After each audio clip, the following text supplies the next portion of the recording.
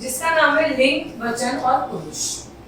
ये तो हम पुराने चैप्टर्स में भी, पुराने अपनी क्लासेस में भी पढ़ते आ रहे हैं कि लिंग क्या होता है, वचन क्या होता है और पुरुष क्या होता है। आइए इनके बारे में और अच्छे से जानते हैं। हिंदी में दो वर्ग हैं, पुरुष वर्ग और स्त्री वर्ग। तो आप भी जानते हैं, या तो पुरुष वर्ग होता है या फिर आपका स्त्री वर्ग होता है। इन दोनों वर्गों का बोध कराने के लिए हिंदी व्याकरण में लिंग निश्चित किए गए, जिसे हम क्या कहते हैं, स्त्रीलिंग और पुल्लिंग। लिंग शब्द का अर्थ क्या होता है, चिन्ह अथवा निशान। पुरुष जाति की पहचान कराने वाले शब्द पुल्लिंग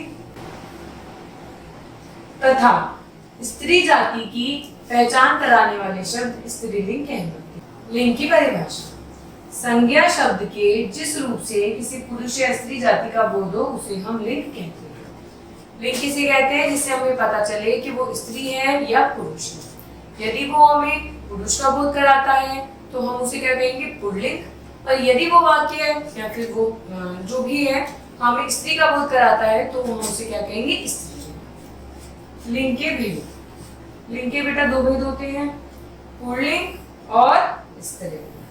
पुल्लिंग किसे कहते हैं, जो शब्द पुरुष जाति का बोध कराते हैं उन्हें हम पुल्लिंग कहते हैं। जैसे पिता, नाना, शेर, चाचा, दादा इत्यादि। तो ये सब क्या हो गए बेटा, पुल्लिंग हो गए। वहीं जो शब्द स्त्री जाति का बोध कराते हैं उन्हें हम स्त्रीलिंग कहते हैं। जैसे माता, नानी, शेरनी, चाची, दादी इत्यादि। अब हम कुछ पॉइंट्स पढ़ेंगे जिससे हमें पुल्लिंग की पहचान होती है कि ये शब्द अगर हमारे सामने आएंगे तो हम इन्हें पुल्लिंग ही कहेंगे। पुल्लिंग की पहचान, नंबर, अ से अंत होने वाले हिंदी के तद्भव शब्द प्राय पुल्लिंग होते हैं। जिन शब्दों का अंत अ से होता है तो वो मोस्टली ये कहे जाते हैं कि वो पुल्लिंग होते हैं। जैसे जंगल, ल में अ का साउंड आ रहा है, गांव, मेज, आंख आदि। तो इन सब के अंत में हमें अ की ध्वनि सुनाई दे रही है। पर्वत, ग्रह, पेड़, समुद्र, अनाज, चाहे कोई भी वो अनाज हो, दिन जैसे सोमवार, मंगलवार, बुधवार, गुरुवार, द्रव्य पदार्थ के नाम प्राय पुल्लिंग होते हैं। शब्द के अंत में निम्न प्रत्यय आने पर पुल्लिंग शब्द बनते हैं। यदि शब्द के अंत में जैसे अ आया तो पुल्लिंग बन गया, आ आएगा तो वो पुल्लिंग है। जैसे पिता, आय, पैसा, छाता आदि। पा, पूजापा, बुढ़ापा तो पुल्लिंग। पन, पागलपन, बचपन, लड़कपन। आप ये याद कर लीजिए कि किसी भी वाक्य शब्द के अंत में जब पन आ जाएगा तो उसे पुल्लिंग ही बताना है। न, पवन, नमन, हवन आदि। तो ये सब क्या है, पुल्लिंग। औड़ा, पकौड़ा, भगौड़ा, पतौड़ा आ रहा है ना, तो क्या हो गया बेटा, ये पुल्लिंग हो गया। मानव शरीर के कुछ अंग भी पुल्लिंग होते हैं, जैसे कान, नाक, हाथ, मस्तक, गला, पैर आदि। ये थी आपकी पुल्लिंग की पहचान। अब हम पढ़ते हैं स्त्रीलिंग की पहचान। भाषाओं के नाम स्त्रीलिंग होते हैं। संस्कृत, अंग्रेजी, जापानी, हिंदी, उर्दू बोलने में भी सॉफ्ट लगती है। संस्कृत के आकारण शब्द भी, जैसे परीक्षा, अहिंसा, पा, सभा, दया, सूचना आदि। अब आप कहेंगे इसके पीछे तो आ रहा है तो ये पुल्लिंग क्यों नहीं है, पर आ आने के बाद भी कुछ शब्द ऐसे होते हैं जो स्त्रीलिंग को दर्शाते हैं। इकारांत संज्ञा है, जैसे जिसमें ई का साउंड हो, नदी, रोटी, दूरी, नौकरी, सर्दी, गर्मी इत्यादि। बोलियों के नाम, जैसे भाषाओं के नाम स्त्रीलिंग थे वैसे बोलियों के नाम भी स्त्रीलिंग होते हैं। हिंदी, पंजाबी, मराठी, बंगाली, कश्मीरी इत्यादि। जिन शब्दों के अंत में इया, आवत, ता, आई आदि आते हैं वे भी स्त्रीलिंग कहलाते हैं। इया के लिए देखिए कुटिया, दिबिया, लठिया इत्यादि। आवट के लिए थकावट, मिलावट, लिखावट इत्यादि। ता, दास्तां, लघुता, मित्रता इत्यादि। आई के लिए मिठाई, पढ़ाई, लिखाई।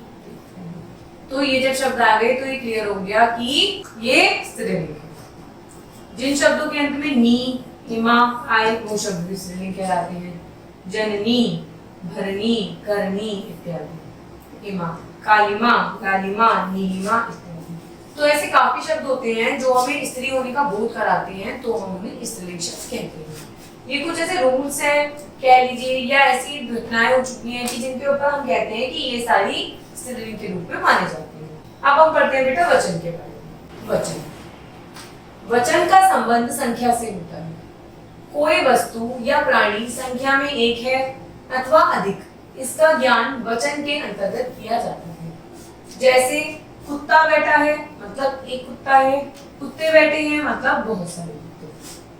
पहले वाक्य में कुत्ता बैठा है एक है तो ये हो गया एक वचन। दूसरे वाक्य में कुत्तों की संख्या एक से अधिक है तो वो क्या होगा बेटा, बहुवचन। आइए पढ़ते हैं इसकी परिभाषा के बारे में। शब्द के जिस रूप से यह ज्ञात हो कि वह एक के लिए है या फिर एक से अधिक के लिए, उसे हम वचन कहते हैं। घोड़ा एक, घोड़े अनेक। बकरी एक, बकरियां अनेक। वचन के भेद। वचन मुख्यतः दो प्रकार से होते हैं। पहला होता है आपका एक वचन, दूसरा होता है आपका बहुवचन। इनकी परिभाषा हम ऊपर पढ़ चुके हैं, एक बार हम और पढ़ लेते हैं। शब्द के जिस रूप से यह ज्ञात हो कि प्राणी, वस्तु आदि की संख्या एक है, उसे एक वचन कहते हैं। जैसे सूर्य एक, बस एक, मेज एक, घड़ी एक आदि। तो क्या होगा बेटा, ये एक वचन हो गया। बहुवचन, शब्द के जिस रूप से यह ज्ञात हो कि प्राणी, वस्तु आदि एक से अधिक हैं, उसे बहुवचन कहते हैं। जैसे मुर्गे बहुत सारे हो सकते हैं, दो से अधिक हो, एक से अधिक होने चाहिए बस। कुत्ते, घोड़े इत्यादि। कुछ शब्दों के एक वचन बहुवचन रूप को ध्यान दो। शब्द के अंत में अ को ए कर दिया जाता है।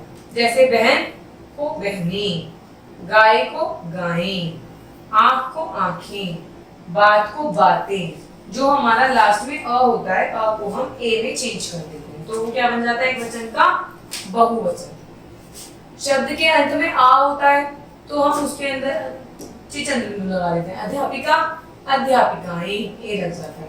पत्रिका, पत्रिकाएं। कन्या, कन्याएं। कविता, कविताएं।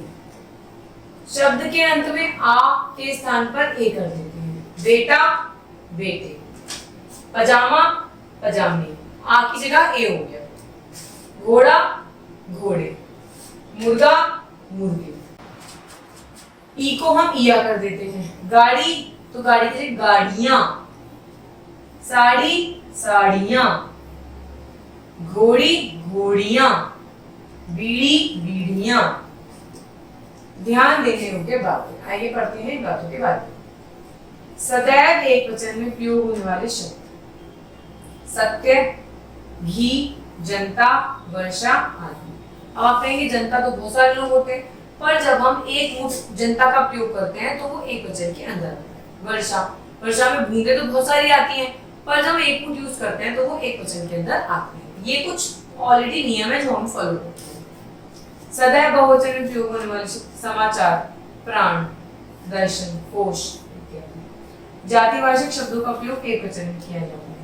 दशहरी आम बहुत स्वादिष्ट होता है। जहां भी हमें जाति का बोध होता है तो वहां हम एक वचन समझते हैं। जिन शब्दों के अंत में जाति, दल, सेना का प्रयोग होता है वे एक वचन में प्रयोग होते हैं। जैसे स्काउट दल सेवा कर रहा है, तो स्काउट दल में लोग तो बहुत सारे होंगे पर दल तो एक है ना, वो तो एक वचन में होता है। आज थल सेना का स्थापना दिवस है। थल सेना में सैनिक तो बहुत सारे होंगे, लाखों हजारों की तादाद में होंगे, पर दल तो एक है ना, थल सेना, तो एक वचन में। तो अब तक हमने पढ़ा वचन के बारे में। अब हम पढ़ेंगे पुरुष के। पुरुष तो हम पिछले चैप्टर में सर्वनाम में भी पढ़कर आए हैं। आइए भी दोबारा पढ़ते हैं। तीन प्रकार के होते हैं बेटा, उत्तम पुरुष, मध्यम पुरुष, अन्य पुरुष। उत्तम पुरुष जब बोलने वाला व्यक्ति अपने लिए कोई बात कहता है या करता है तो उसे हम उत्तम पुरुष कहते हैं। जैसे मैं तुम्हें रुपये दूंगा, तो मैं इसमें क्या हो गया बेटा, उत्तम पुरुष हो गया। मध्यम पुरुष जब कोई वाक्य सुनने वाले के लिए कहा जाए तो उसे मध्यम पुरुष कहा जाता है। तुम, तू, तुझको, तेरा आदि जिससे कहा जाता है जो उस बात को सुन रहा होता है। अन्य पुरुष क्या होता है बेटा? जिस शब्द का प्रयोग किसी अन्य व्यक्ति के लिए किया जाता है तो उसे हम अन्य पुरुष कहते हैं। वह, वे, उन्हें, वह। मैंने तुमसे कहा वे कहाँ गए, तो हमने किसके बारे में बात करी? वे, उनके बारे में बात करी, तो वे क्या हो गया बेटा? अन्य पुरुष। तो इस तरीके से हम लोगों ने क्या पढ़ा? लिंग, वचन और पुरुष के बारे में। Thank you.